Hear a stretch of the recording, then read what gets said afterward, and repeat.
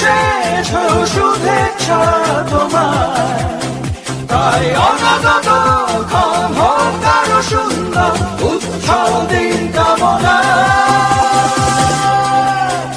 আজ জন্মদিন তোমার। Hello everyone, Assalamu alaikum. This is me, Shupti from Akash and Shupti. Welcome to my another vlog. সকাল সকাল ঘুম থেকে উঠে ফার্স্টে ব্রেকফাস্ট করে নিচ্ছিলাম।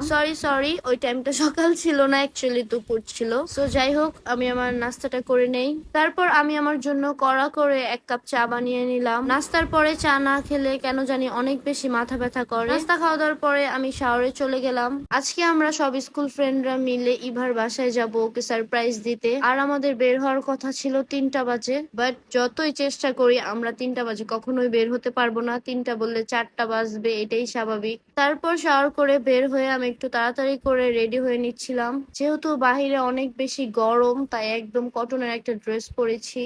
এন্ড এত বেশি গরম ছিল যে একদম সিম্পলি ভাবে রেডি হয়েছিলাম। এখানে আমি ড্রেসের সাথে যে ইয়াররিংটা পরবো সেটা খুঁজে পাচ্ছিলাম না। তারপর আমি আমার গোল্ডের একটা ইয়াররিং পরে নিলাম। আসার মধ্যে এত বেশি গরম লাগতেছিল, আমি তো পুরো ঘেমে যাচ্ছিলাম আর চিন্তা করতেছিলাম যে বাহিরে কতটা গরম হবে। তারপর এখানে আমি প্রপার রেডি হয়ে বের হয়ে গেলাম। বিয়ের আগে কোথাও বের হলে ফ্রেন্ডরা, আমি লামিয়া আর ইভার সাথে সবসময় যেতাম, যেহেতু বাবার বাসার সামনেই ওদের বাসা ছিল। বাট বিয়ের পরে আমাদের বাসার সাথে হচ্ছে ফারিয়ার বাসা। তো আমরা কোথাও বেরোলে এখন সবসময় ওর সাথেই যাওয়া হয়। তো এই যে ফারিয়া ম্যাডাম অনেক বেশি লেট করে আসছিল, ওর জন্য আমি প্রায় 10-15 মিনিট রিক্সা নিয়ে বসেছিলাম। তারপর ফাইনালি এই যে সবাই একসাথে হয়ে ইভার বাসায় গেলাম।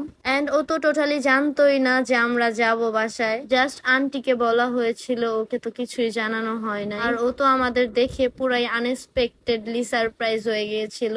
যেদিন ওদের বাসায় যাই সেদিন হচ্ছে বিকেলে ফারিয়া আমার আর ইভার হচ্ছে কোচিং এর জন্য একটু বাইরে যেতে হতো। আগের দিন এই কোচিং এর প্ল্যানটা করে আমি ওকে কনফিউজড করে রেখেছিলাম। পরে ও আমাকে বলতেছিল, কি রে কোচিং এ যাবি না আজকে? না কোচিং এ যাওয়ার কথা। তারপর আমি ওকে বললাম যে না, আজকে না, কালকে যাবো না কোচিং এ। তারপর এখানে সবাই পিকচার্স এন্ড ভিডিওস নিচ্ছিল আর ও বসে বসে কেক কাটার জন্য প্রিপারেশন নিচ্ছিল। কেক কাটার পরে ইভা বলল, আমার কাছে উনো কার্ড আছে, তোরা কেউ খেলবি নাকি? আমাদের মধ্যে সবাই প্রায় উনো খেলতে পারে, সো বললাম যে হ্যাঁ খেলা যাক। তারপর এখানে আমরা সবাই খেলা স্টার্ট করেছি। আর ইভা হচ্ছে সব সময়ের মতো মানে চিটিং ওর করতেই হবে। স্কুল লাইফ থেকে এখন অবধি মানে যে কোনো খেলাতে ওর চিটিং করতেই হবে, মানে ওর চিটিং না করলে ভালোই লাগে না, এটা হচ্ছে মেন কথা। তারপর উনো খেলার পরে আমরা হচ্ছে এখানে আবার কেপি খেলতেছিলাম। এইখানেও ইভা লিখতে যে সব উল্টাপাল্টা মার্কস ওর নামে লিখতেছিল। তারপর লামিয়া ওর থেকে ডায়েরিটা নিয়ে লামিয়া মার্কস কাউন্ট করতেছিল,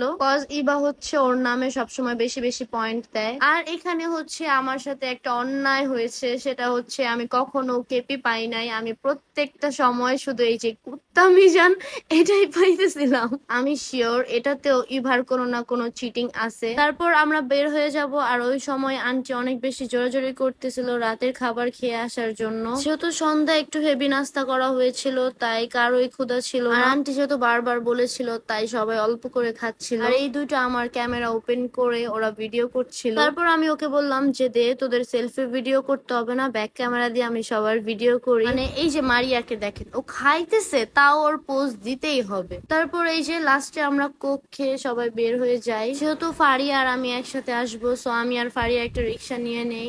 এন্ড হচ্ছে মিম মারিয়া ওরা আলাদা চলে যায়। ফারিয়ার বাসা যেহেতু আমার বাসার আগে, সো আগেই নেমে গিয়েছিল। যেহেতু ফারিয়ার বাসা থেকে আমার বাসার ডিস্টেন্স প্রায় 5 মিনিটের মতো হবে, সো ওকে নামিয়ে দিয়ে বাকি রাস্তাটুকু আমি একাই চলে আসি। সো এতটুকু পর্যন্তই ছিল আমার আজকের blog. So if you like my video, do like, comment and share. ইনশাল্লাহ নেক্সট ভিডিও আস্তে আস্তে। টিল দেন টাটা, আল্লাহ হাফেজ।